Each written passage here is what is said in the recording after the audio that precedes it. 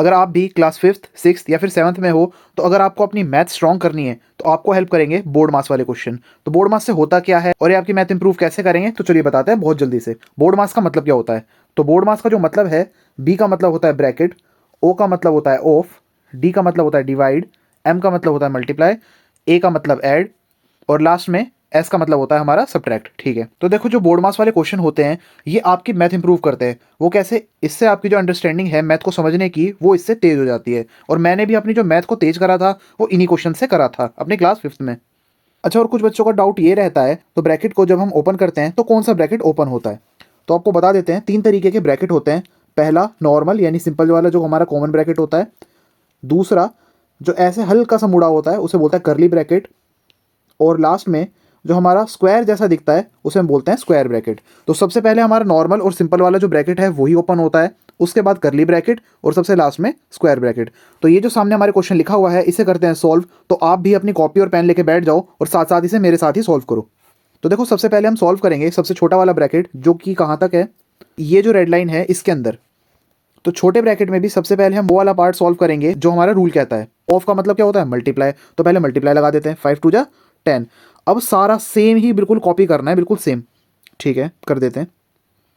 Multiply 4 divide 60 minus 60 bracket minus 30 plus 24 square bracket divide, और यहाँ पर आ जाएगा 36। ठीक है, तो ऑफ को हमने सॉल्व कर दिया है। अब बारी इसी ब्रैकेट में आती है डिवाइड की, तो हम इसे सॉल्व करेंगे। तो जब हम 4 से इसे डिवाइड करेंगे तो यहाँ पर आ जाएगा 15, लिख देते हैं। इसे सॉल्व करने के बाद जो सारा क्वेश्चन है सेम पहले की तरह ऐसे ही नोट कर लेंगे। 24 ब्रैकेट और ये 36। ठीक है, तो हमने सेम नोट कर लिया है। अब बारी किसकी आती है? मल्टीप्लाई की। तो मल्टीप्लाई कहाँ से कहाँ तक है? ये और ये वाला पार्ट है हमारा। तो इन दोनों की लगा देते हैं मल्टीप्लाई। तो ये कितना हो जाएगा? तो ये हमारा हो जाएगा 150, सेम एज कॉपी। 30 फिर दोबारा से यहाँ पे करली ब्रैकेट प्लस 24 ब्रैकेट डिवाइड 36। ठीक है, तो लास्ट में बचा हमारा ये वाला पोर्शन जो कि अब हम करेंगे माइनस। 60 में से 150 नहीं माइनस हो सकता तो उल्टा करेंगे। 150 में से हम माइनस करेंगे 60, तो कितना हो जाएगा? तो ये होगा हमारा माइनस का 90, लिख देते हैं। फिर यहाँ पे 30 ब्रैकेट में प्लस 24, पहले की तरह बिल्कुल सारा हम सेम नोट करेंगे। देखो यहाँ पर अब क्या होगा, माइनस और माइनस क्या होता है? प्लस। लिख दो जल्दी। प्लस का 90, छोटा वाला ब्रैकेट हट जाएगा, उसे लगाने की कोई जरूरत ही नहीं है।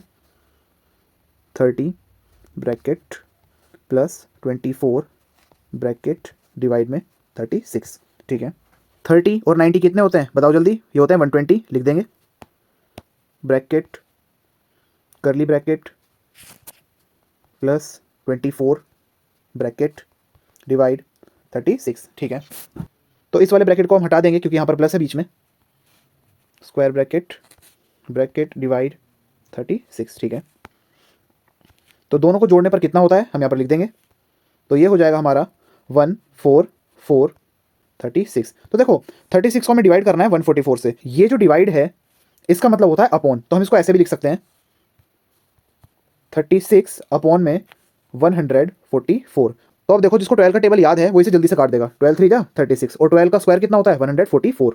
ठीक है, तो यहाँ पर हम लिख देंगे 12। क्या अभी भी कट रहा है? बिल्कुल कट रहा है। 3 1 जा 3, 3 4 जा 12। तो इसका आंसर कितना आया? 1/4। तो यहाँ पे लिख देंगे 1/4 जो कि हमारा करेक्ट आंसर